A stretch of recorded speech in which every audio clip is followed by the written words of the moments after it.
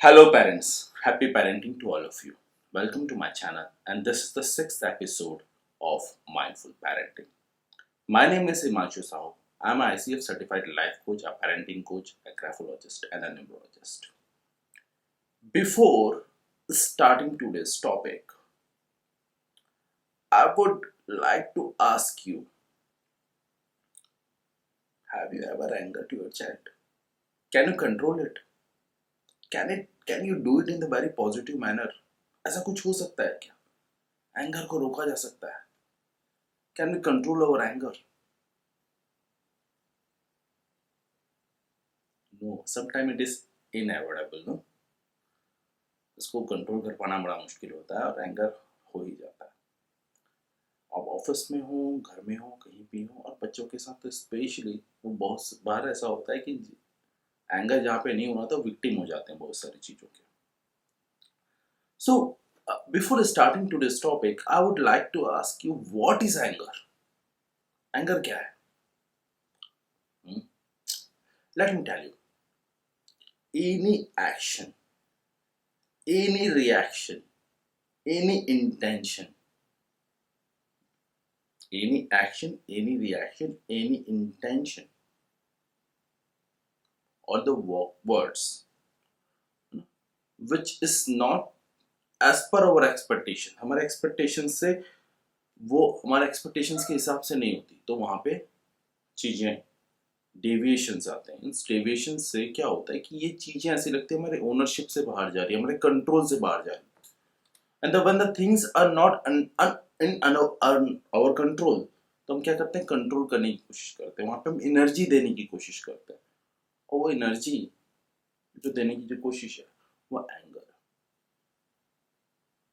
सो यहाँ से एंगर तो बहुत नेगेटिव वर्ड तो नहीं लगता, बट वी से the anger is negative word. But I will say anger is not a negative word. Anger एक इमोशन है जो बहुत नेचुरल है. सो the word, another word which is confused by the anger is aggression. Aggression जो है वो behavior है. तो anger होना है वो नेचुरल है, बट aggression उसमें आना ना आना, शो करना है ना करना, वो आप पे निर्भर करता है. It depends upon you, your choice. So aggression is a behavior which need to be addressed first of all. And now, before I would like to make this video in the two parts. First is let us understand and signify the things. What is the anger and what is the different kind of angers are there, and how to identify my behavior. It is my behavior, no, it's our behavior. What kind of anger I am having, and until unless I will not understand my behavior, मुझे अपनी चीजें समझ में नहीं आएगी तो how can I correct it. फिर second जो पार्ट रहेगा उसमें एंगर को हम कैसे करेक्ट करें इस पे, एंड इस पे भी पेरेंट्स और चाइल्ड के बीच में जो इंटरेक्शंस होते हैं वो थोड़ा सा हम डिस्कस करते चलेंगे. So I am ready with my notes and going through it. So anger का पहला चीज हमको देखना रहता है कि what is the direction of anger. Anger करने का direction. Now what is this direction? तो direction are two types. Are you reflecting और आर यू डिफ्लेक्टिंग? रिफ्लेक्ट करना किसी भी चीज पे तुरंत के तुरंत जवाब देना, या डिफ्लेक्ट करना.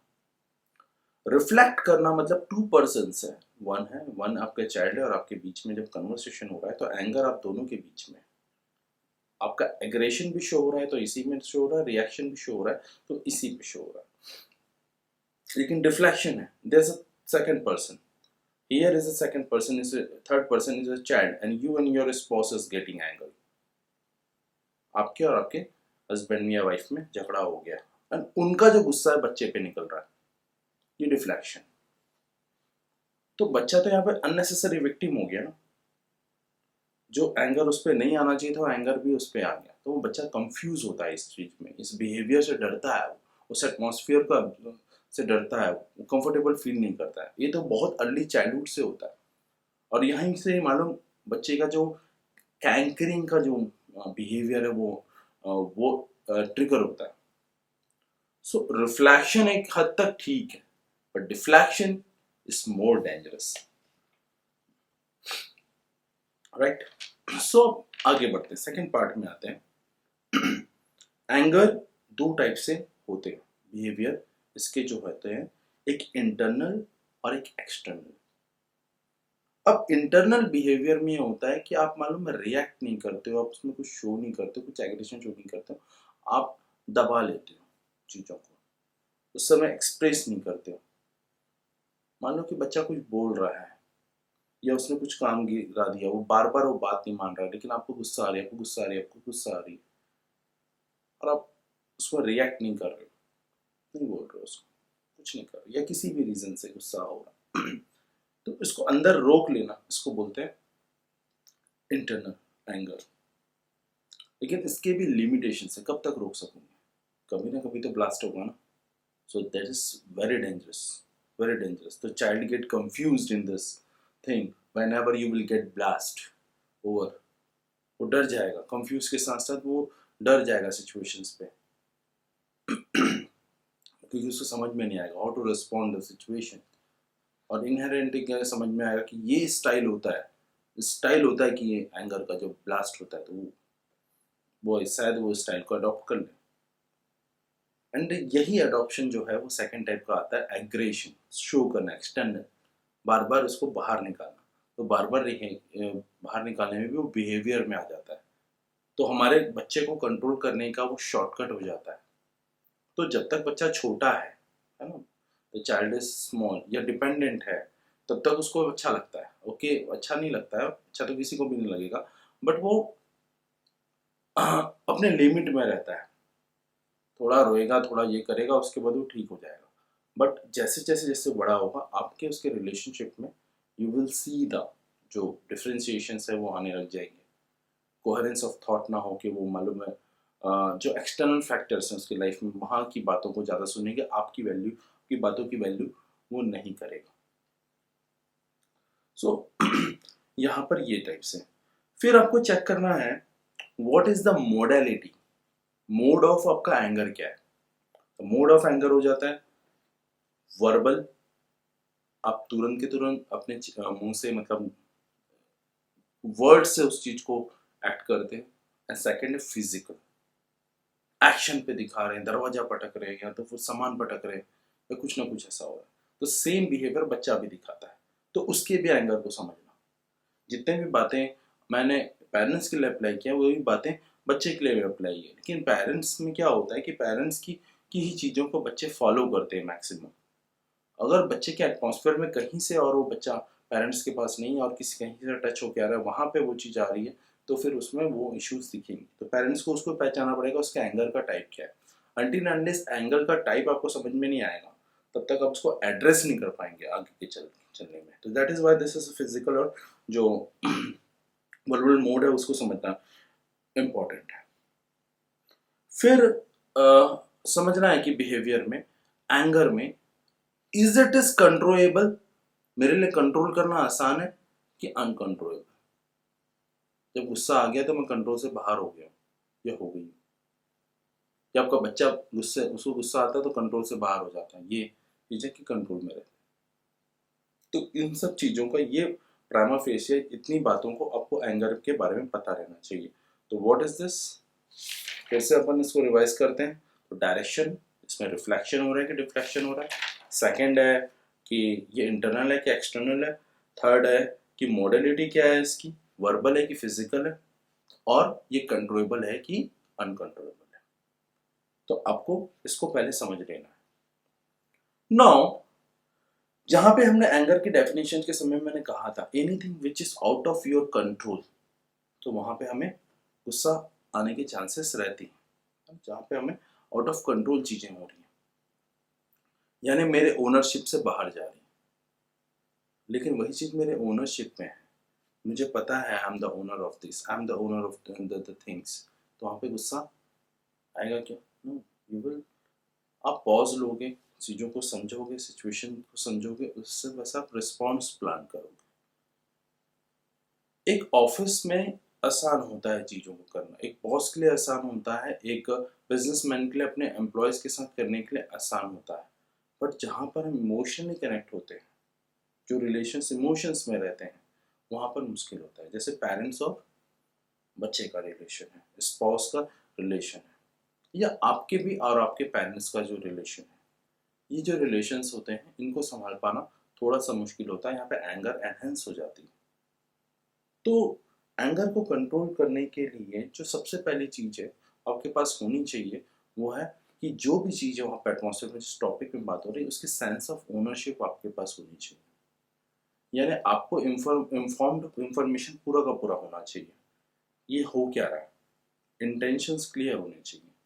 And the one the intention is set, again भी हमने लास्ट वीडियोस में बात की कि इंटेंशन इज सेट, तो बहुत सारी चीज़ें अपने आप कंट्रोल में आ जाती हैं।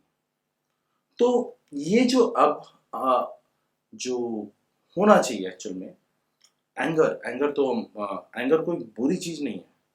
एंगर को पॉजिटिवली यूज करने की क्या क्या आपके पास ताकत होनी चाहिए, क्षमता होनी चाहिए। You can say that you must have the capability to use your anger effectively, and how to use it, that is why that is the assertive way to do the anger.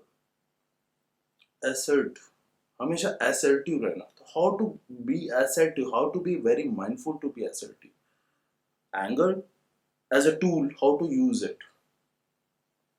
तो इसके भी चार types हैं जो एक लो से लेके बहुत हाई तक जाते हैं इसमें। तो इसमें जो पहला है पैसिव एक्सप्रेशन। मान लो आपका बच्चा बदमाशी कर रहा है किचन में, एंड वो सॉस, मानो कि मुझे ये सारी चीज़ों को साफ करना है, गेस्ट आने वाले हैं और सब कुछ है, और उसी समय में वो सॉस का डब्बा गिरा देता है, सॉस जो गिर जाता है, पूरा किचन सॉस सॉस हो जाता है। तो अपने गुस्सा, वो बहुत ज़ोर से गुस्सा, ऑब्वियस है, the guest are coming and kitchen ऐसा था और ये हो गया करके, what you will say, just clean it, इसको पूरा का पूरा साफ करो और जैसा है वैसा मुझे करके दो, जस्ट क्लीन इट। हो गया मिस्टेक, अब इसको सुधारो, मिस्टेक हुआ आप सुधारो, मैं हेल्प नहीं करने वाली, या मैं हेल्प नहीं करने वाला, दैट इज ऑल, क्लियर। तो बच्चे ने वहाँ पे फिर जो भी है बच्चा, वो जितना हो सकता है वो आप करोगे। सेकंड है थोड़ा सा, ये पेसिव नहीं है, एग्रेसिव है, ये भी असर्टिव होते हुए भी ये एग्रेसिव, सेकंड जो बिहेवियर है, वहां पे आप क्या करते हो, यू आर इन हरी, आप बच्चे को उस समय कुछ नहीं बोलते हो, बच्चे को आप क्या करते हो कि वो उस जगह को क्लीन कर देते हो, आप ही साफ कर लेते हो, और साफ करने के बाद बच्चे से बाद में उसको उसका गुस्सा निकलता है, या जो भी है बोलते हैं आप, वैसा होता है उसके साथ। तो वहां पे बच्चा जो है वो पेसिव, पेसिव इससे बेटर है। असर्टिव में क्या होता है कि असर्टिव में वो आपसे बाद में कनेक्टेड फील नहीं होगा, वो उसको समझ में नहीं आएगा कि क्यों गुस्सा कर रहे हैं बार बार, बाद में क्यों गुस्सा कर रहे हैं। उसके बाद जो थर्ड टाइप का है, पेसिव और एग्रेसिव, दोनों मोड है। तो कभी आप बोलते हो कभी नहीं बोलते हो। तो इसमें इस केस में अधिकतर पेरेंट्स ऐसा करते हैं कि गुस्सा तो किए नहीं उस टाइम पे, लेकिन बाद में ना सारे खानदान को बता रहे हैं इसने कुछ गड़बड़ी की। मान लो कि किसी बच्चे ने कुछ बदमाशी की, या कुछ भी ऐसा इंसिडेंट होता है ना, कभी बार ऐसा गेम है या कुछ खेलने के लिए कुछ थोड़ी बहुत चोरी कर ली और ऐसा कुछ हुआ और वो पकड़ा गया बेचारा, ठीक है, नहीं पकड़ा था तो नहीं पकड़ा था, अब पकड़ा गया, अब पकड़ा गया तो उस समय आपने कुछ नहीं कहा। अब उसके बाद मालूम जो इतने भी आ रहे हैं सबको बता रहे हैं ये आजकल ऐसा हो गया, आजकल ऐसा हो गया, आजकल ऐसा हो गया, परेशान। यानी बच्चा हर जगह पे ह्यूमिलेटेड फील कर रहा है।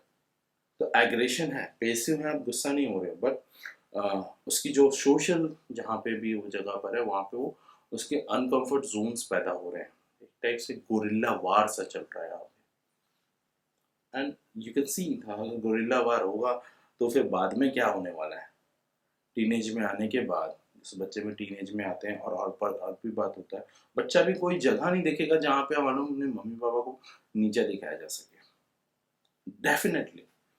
और ये मालूम गोल्ड वॉर है जो चलता रहेगा। सो that is the thing. Fourth way है इसका वो है असर्टिव वे ऑफ एक्सप्रेशन। ये सबसे इंपॉर्टेंट है,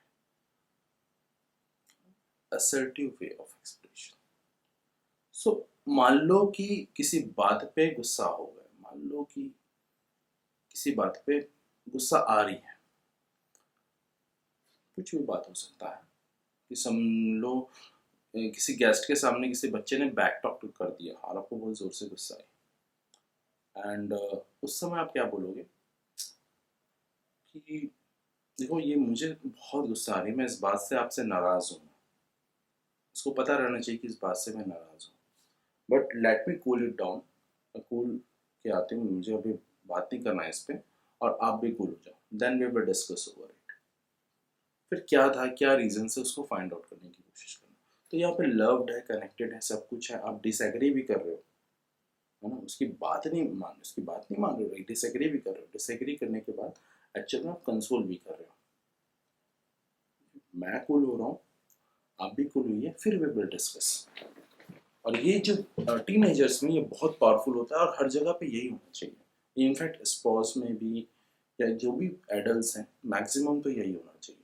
और छोटे से ये बिहेवियर अगर है बच्चे में, ये आप बिहेव कर रहे हो, तो बच्चे को पता है कि यार ये मामा ये बोलेगी इस पे, तो थोड़े बहुत जो गुस्से हैं तो यूज करना ही करना है, बट इनफैक्ट दिस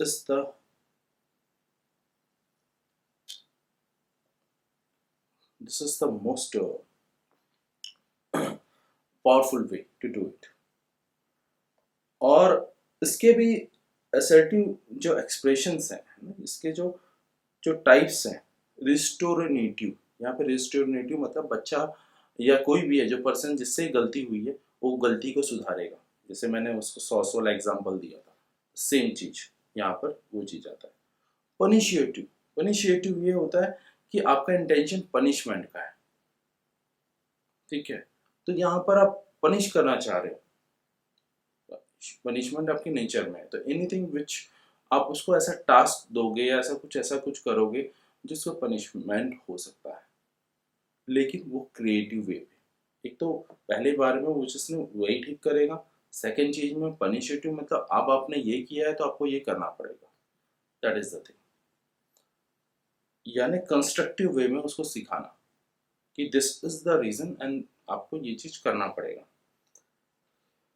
सेकेंड और जो थर्ड चीज बहुत इंपॉर्टेंट है, ध्यान में रखना है, ये मुझे लगता है सबसे ज़्यादा इम्पोर्टेंट है, और इस कोचिंग जर्नी में मैंने ये बहुत गहराई से समझा। तो लैंग्वेज, आई लैंग्वेज में बात करना है, मुझे, नॉट यू, तुमने ऐसा किया, यू चालू कर दे, तुम्हारे कारण ऐसा हो रहा है, ऐसा हम गुस्से में बोलते हैं, लेकिन नहीं, यहाँ पे बोला मुझे इस बात पे नाराजगी हुई है, और इस बात के लिए ये बात बिल्कुल सही नहीं है, मैं इसमें बिल्कुल एग्री नहीं करती या करता, जो भी है, मैं तुम्हें समझता हूँ, किसी मान लो कोई इंसिडेंट हुआ तो बच्चे को बोलो मैं तुम्हें समझता हूँ, इसका मतलब ये नहीं है कि तुम्हारी बात एग्री करना, यहाँ पे हम बता रहे हैं कि I understand your situations, in which situations you are in, तुम्हारे पास क्या टेंशन है, तुम्हारे पास क्या चीज़ है, मैं सारी चीज़ों को समझ रहा हूँ, बट इनफैक्ट इसका मतलब ये नहीं है कि मैं तुम्हारी बातों से मैं एग्री करूँगा, राइट। सो इसके बहुत सारे एग्जाम्पल हो सकते हैं, बच्चा मान लो किसी से झगड़ा कराया है या किसी को बड़ों के साथ बदतमीजी कराया है, कुछ भी है, और वहाँ पे आपको समझाना है कि नहीं ये चीज़ नहीं है, आपको अपनी बात मनानी है या जो भी है, तो वहाँ पे क्लियरफाई करना है, तो वहाँ पे ये डिसएग्री है मतलब डिसएग्री है, ये रूल्स के खिलाफ है मतलब रूल्स के खिलाफ है, और उसको आपको मानना है, दैट इज ऑल, बहुत असर्टिव मैनर से। और यहाँ पे क्या होता है, असर्टिव रहने से सेंस ऑफ ओनरशिप आ जाता है, बच्चे को कोई ऑप्शन नहीं है, आप जो पेरेंट हो, आप जो बड़े हो, आप जो संस्कार है, वो सारी चीज़ें उसमें रहती हैं उन बातों में, लेकिन जैसे यल कर देते हो, गुस्सा कर जाते हो, तो अपनी ओनरशिप उसको दे जाते हो, आई में बोलते हो तो ओनरशिप वैसे भी आपके पास है, यू बोलते हो तो ओनरशिप उसके पास है, यू में भी क्या होता है कि हम कई बार बहुत ज़्यादा बोल जाते हैं, उसने गलती की थी 1 या 2, हमने 100 गलतियां क्यों डाली, तुम हमेशा ऐसे करते हो, तुम ये है, तुम ये भी, तुम ये, मतलब हार सारा चीज है ना, यू लोड हमारा उसके कंधे में जाते जाता है, बच्चा सोचता मैं इतनी सारी चीज किया हूँ क्या, या तो गिल्ट में जाएगा या तो आपकी वैल्यू करने बन जाएगा, और वो गिल्ट में गया तो आपके लिए बहुत ज्यादा परेशानी होगी, अपनी कॉन्फिडेंस तो हमेशा के लिए लूज कर जाएगा। और अगर आपकी रेस्पेक्ट करना छोड़ दिया देन ऑल्सो आपके लिए परेशानी है। तो that is why using I language is very important. मुझे ये चीज अच्छा नहीं लग रही है, तो आप फोकस में रहोगे, आपके हिसाब से वो सोचेगा सामने वाला जो भी गुस्सा कर रहा है, मुझे ये पसंद है, मुझे ये पसंद नहीं है, या मुझे इस कारण से गुस्सा आई है, आप इसको समझिए और हम साथ में बढ़ के वर्कआउट कर सकते हैं। और कई बार ऐसा होता है, लास्ट जो टॉपिक है, कई बार ऐसा होता है हम ना चाहते हुए भी हम ब्लास्ट हो जाते हैं, और उसके बहुत सारे फैक्टर्स हो सकते हैं, बहुत सारे रीजंस हो सकते हैं, ना चाहते हुए भी हम ब्लास्ट हो जाते हैं। जैसे कि आपके दोनों बच्चे, आपके मान लो 2 बच्चे हैं, टीनेजर्स हैं, वो बाहर गए, मार्केट गए, कहीं पर गए हुए हैं, और आपने फ़ोन लगाया, या पार्टी में गए आपने फ़ोन लगाया, नहीं उठाया, बहुत देर तक लगाते रहे, है ना, नहीं उठाया, फिर बाद में उन्होंने कॉल किया, आप इतने गुस्सा में थे कि आप मालूम ब्लास्ट हो गए, मतलब 100 बार फोन लगा रहा हूँ, ऐसा होता है क्या, कहाँ हो, ये हो वो, आपने बहुत सारी चीजें उन्हें सुना दी वहां पे अननेसेसरी। बाद में हम सोच रहे हैं यार ये गिल्ट, इतना गुस्सा नहीं होना था, बट ये जो गुस्सा जो हुआ है तब भी आपके पास ऑप्शन है एक सेकंड वे से इसको बेस्ट, ठीक असर्टिव वे से इसको खत्म किया जाए। नेक्स्ट डे अगर वो आते हैं तो नेक्स्ट डे आप बोल सकते हो, दो आई एम सॉरी दैट मैंने इतना गुस्सा किया, बट आप समझो कि आप जब इतने देर बाहर नहीं रहोगे तो because of love also I feel very scared, मुझे डर लग रहा था, जो भी है। एंड आंदा से ऐसा कभी मत करिएगा, कीप इन्फॉर्म्ड, आप इन्फॉर्म्ड हमेशा करके रखिएगा। और जब आपके बीच में और उनके बीच में ये एग्रीमेंट होगा और ये नोशंस जो हैं बहुत पॉजिटिवली खत्म होंगे, तो that is the another way to mug up the things. But इसके सिचुएशंस ना आए तो ज़्यादा अच्छा है। तो असर्टिव वे ऑफ एक्सप्रेशंस ही बहुत ज़्यादा इंपॉर्टेंट है। असर्टिव अपने आप में अपने ओनरशिप अपने पास ले ली, एक में ओनरशिप दे दी, ओनरशिप ले ली, और ओनरशिप लेना is a mindful and very intelligent thing, और ये फैक्टर्स है कंट्रोलेबल से रहते हैं। तो आज का टॉपिक यही था एंगर के ऊपर, and see you all in other topic next day. Thank you. And very important thing, if you have liked the topic, so please like and subscribe my channel as well as share it as well as possible. Thank you. See you all.